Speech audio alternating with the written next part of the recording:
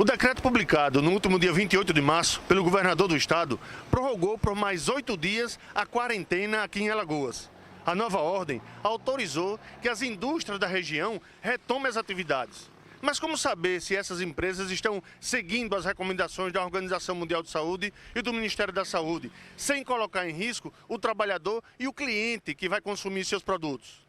Por isso que eu vim aqui no Distrito Industrial, na parte alta da cidade, para verificar se essas empresas estão adotando todas as sistemáticas no combate ao coronavírus. Esse procedimento é para quê? É para a higienização dos pés, para evitar que bactérias sejam trazidas de fora para aqui, para dentro da empresa. Todos os colaboradores são obrigados a fazer a mesma coisa dos visitantes, ok? A gente está aqui com a Laura. Laura é técnica em segurança do trabalho. Laura, os procedimentos que a empresa está tomando aqui, na sua opinião, primeiramente? Seguinte, quando entramos na fábrica, qualquer pessoa, temos acesso, verificamos a temperatura, né? Após, essa pessoa já vai ser encaminhada para um setor para lavagem de mão, lavam as mãos, de acordo com o procedimento da empresa, né? Após, passa o álcool em gel, e aí o colaborador, ele vai bater o seu ponto, né? E automaticamente, depois de bater, coloca também passa o álcool em gel e recebe já também a máscara. E aí vai para o setor responsável. E sempre tem o pessoal da limpeza que está higienizando o equipamento onde a gente coloca o dedo. Quando chega também na fábrica, a gente tem a sanitização dos pés, né? Então, essas pessoas já automaticamente já têm uma barreira sanitária onde faz a limpeza dos sapatos antes de entrar. Juntamos e decidimos fazer uma cartilha explicativa onde informa toda a situação, né, do coronavírus, o que eram as medidas de proteção. Intensificamos as lavagens, as higienizações, porque toda medida de saúde e segurança do colaborador é válido, então é um trabalho em conjunto. As nossas medidas adotadas, a gente trocou figurinha com outras empresas também perguntaram o que a gente estava fazendo. Em relação ao monitoramento dos colaboradores, por exemplo, a gente observa um colaborador com estado febril ou com sintomas de gripe. Então, aquele grupo que ele estava envolvido já fica em monitoramento e mais intensificado, né? E a gente observa em contato tanto com o setor de segurança como medicina do trabalho. Essa área aqui trabalhava com 10 pessoas. Para manter a distância de trabalho entre as pessoas, a gente colocou um funcionário sim, outro não. Então, para poder ter o afastamento, a distância de 1,5 m a 2 metros de cada um. Então, ele trabalhava em 2 turnos aqui, está trabalhando em 4 turnos de 6 horas. Isso não afetou a produtividade, não, porque a gente continuou trabalhando com o mesmo número de pessoas, só que em turnos distintos. Quais são realmente as iniciativas que a empresa está tomando para salvaguardar a saúde do trabalhador? Quando começou a acontecer os primeiros casos no Brasil, a gente tomou algumas medidas mais severas, como redução da jornada de trabalho. A gente tinha o turno de 8 horas, reduziu o turno para 6 horas, para que o trabalhador não tenha muito contato um com o outro. A gente mantém a distância de 1,5 m de um colaborador com o outro. A gente está sempre tentando preservar o colaborador. A gente tem tomado as atitudes para que não aconteça o desabastecimento da população. Como a gente trabalha com um produto que ele ajuda muito a manter a imunidade do indivíduo, então a gente está tentando fazer essas tratativas de redução de jornada, mas mantendo a produção. Renato, essas mudanças que a empresa está fazendo para proteger a saúde dos trabalhadores, de alguma forma, tem contribuído para melhorar a produção ou, ao contrário, tem atrapalhado a produção de vocês? Não atrapalhou. A gente intensificou mais a higienização dos funcionários, em questão de limpeza das mãos, proteção com máscara, luva, mas a produção não foi afetada, continua o mesmo ritmo. Qual é a garantia que o seu consumidor pode ter de que o produto que está saindo aqui da empresa vai chegar com toda a qualidade possível, inclusive com as regras sanitárias aí que impeçam, né, de qualquer tipo de contaminação? Como nós trabalhamos com produtos alimentares, nós já somos de praxe de garantir que todo o nosso produto chega no produto consumidor final com toda a certificação de qualidade e higienização. A gente tem certeza que ele sai daqui sem contaminação nenhuma. é porque nós temos um departamento de controle de qualidade que nos garante 100% da nossa efetividade de qualidade do nosso produto. Gente, essas são as medidas que essa empresa está tomando para preservar a saúde dos seus trabalhadores e também dos seus produtos. Você, trabalhador, a empresa a qual você está trabalhando tem seguido as recomendações do Ministério da Saúde e da Organização Mundial de Saúde? Pois é, muito importante, né, que esse trabalho de fato seja feito, Israel, porque as pessoas precisam continuar trabalhando, as que precisam continuar trabalhando, tem que ter um mínimo de segurança também, como nós aqui estamos também respeitando a maioria das entrevistas que nós temos feito aqui também no TV Mar News, aqui na TV Mar, tem sido por Skype. Quando há necessidade de vir alguém aqui ao nosso estúdio, a gente sempre tenta manter então esse distanciamento, todos os cuidados também de limpeza que estão sendo adotados aqui na empresa também. As pessoas com uma idade mais avançada também precisam se afastar do trabalho por serem do grupo de risco. Enfim, mas e quando as empresas não querem adotar essas medidas? O que é que o trabalhador pode fazer? Bom, Porrane, hoje a gente vive aqui em Alagoas em cima da batuta aí de um decreto governamental, né? Então, o decreto ele é bem claro. Aquelas empresas, aquelas pessoas que estão trabalhando, aquelas indústrias que estão trabalhando, né? Que não seja em serviços essenciais, essas empresas, infelizmente, estão aí,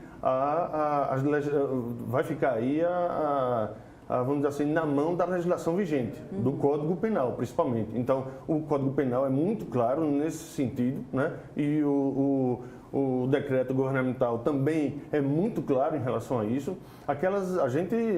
O Código Penal tem artigos que dizem que a gente não pode transmitir doença para ninguém, que a gente não pode colocar em risco a saúde de ninguém. Então, se alguma empresa estiver descumprindo essas medidas que são preventivas para a saúde tanto dos trabalhadores como das famílias, enfim, como de todo o Brasil, que é uma pandemia mundial que nós estamos vivendo, essa empresa tem que ser denunciada. E não é só denunciada na polícia, não. Essas empresas têm que ser denunciadas no Ministério Público do Trabalho, na Superintendência Regional do Trabalho, na Justiça do Trabalho, porque isso, infelizmente, a gente sabe da dificuldade que os empresários estão vivendo nesse exato momento, mas expor as pessoas a essa pandemia é um crime. Pois é, e o que acontece com os trabalhadores que eles não estão incluídos nesses serviços essenciais, né, que precisam continuar trabalhando, estão afastados em quarentena, cumprindo o decreto estadual e ainda assim eles correm o risco também de ter o salário reduzido, eles vão receber pela metade, recebem integralmente, como é que vai ficar? Então vamos lá, esse assunto é muito dolorido para mim falar, né? Eu acho que todo mundo deve ter algum parente aí que trabalha na iniciativa privada, né? Então o que acontece? O governo, né, baixou a medida provisória 927 e essa medida provisória tinha lá o artigo 18 que, além de todas as maldades, né, ela autorizava o empregador a suspender o contrato de trabalho, né, do seu funcionário, né? Ao mesmo tempo, o funcionário ficava, além de desempregado, não poderia receber nem salário, né, durante 4 meses e tampouco o seguro-desemprego, né? Isso aí foi uma maldade de tamanha repercussão que o presidente da República chegou e revogou esse artigo 18.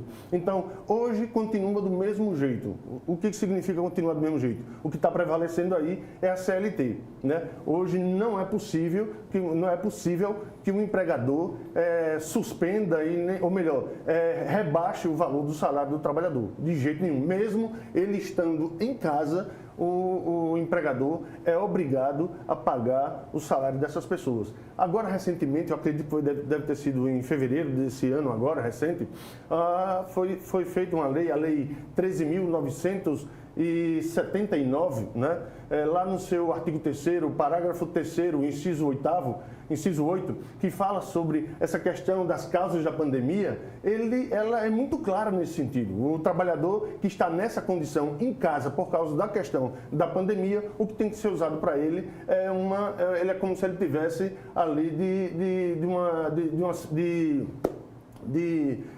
garantido, a lei garante a ele todo o direito do mundo, né, como se ele estivesse de licença, uma licença obrigatória. Então, consequentemente, essa situação, os trabalhadores fiquem tranquilos, os trabalhadores que estão em casa por causa da pandemia, de jeito nenhum, o empregador não pode dar desconto nos seus salários. E como é que é possível a gente conseguir, fazendo valer os direitos do trabalhador diante dessa situação, e de que forma a gente pode fazer isso? Não é uma coisa fácil. Primeiramente, o que eu diria aqui para as pessoas que estão nos vendo nesse exato momento é que o brasileiro tem que votar em plataformas políticas que defendam, né, o trabalho e o trabalhador brasileiro. Essa é a primeira maneira. Não essa turma que está aí, que a gente está vendo o que é que está sendo feito, né? Então, esse é o primeiro pensamento.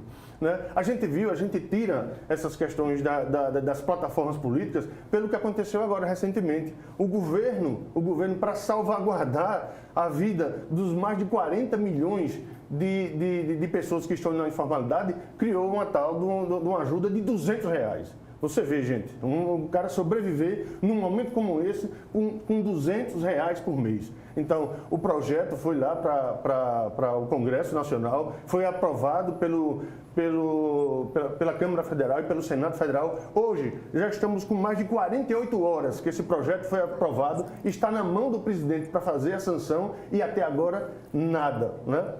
Lembrando, né, de que esse projeto, antes de ser introduzido esse projeto no Congresso Nacional, o próprio Supremo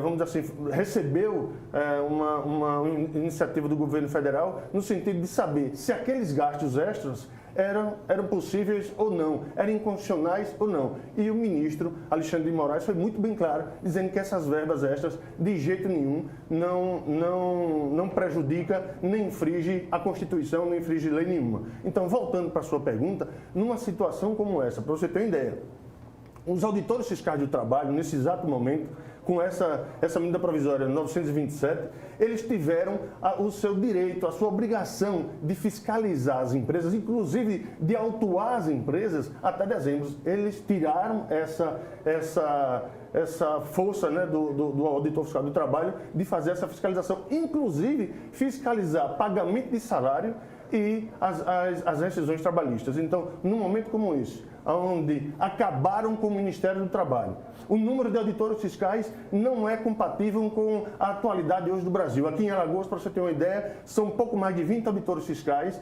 para fiscalizar mais de 100 municípios e para fiscalizar mais de 150 mil CNPJs. Fica muito difícil de você garantir o direito desses trabalhadores.